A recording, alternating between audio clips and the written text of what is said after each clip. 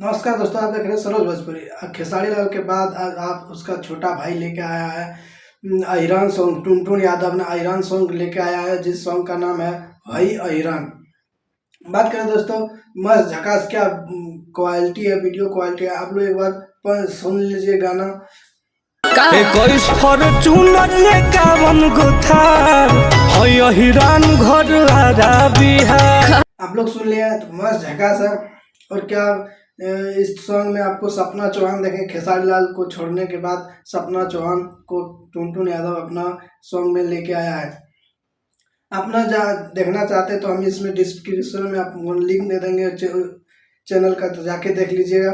मस्त सॉन्ग है, अहिरान सॉन्ग है भाई अहिरान। खेसारी लाल के बाद अब की बार लेके आया है टुनटुन यादव भाई। दोस्तों बात करें तो इस सॉन्ग में टुनटुन यादव और प्रभा राज ने इस सॉन्ग को मिलके गाया है। और बात करें तो ये अजीत मंडल ने इस सॉन्ग को लिखा है। और बात करें तो आपको फैक्ट में आपको देखने को मिलेगा सपना चौहान। और आप लोग जाइए, मैं डिस्क्रिप्शन में आपको सॉन्ग का लिंक दे दूंगा, जाके देख लीजिएगा। और आप लोग जरूर से जरूर जाके देखिए। और मस्त सॉन्ग है अहिरान है अहिरान। आप लोग देख सकते हैं कैसा है ये सॉन्ग। और कैसा लगा मैं वीडियो कमेंट करके बता दीजिएगा।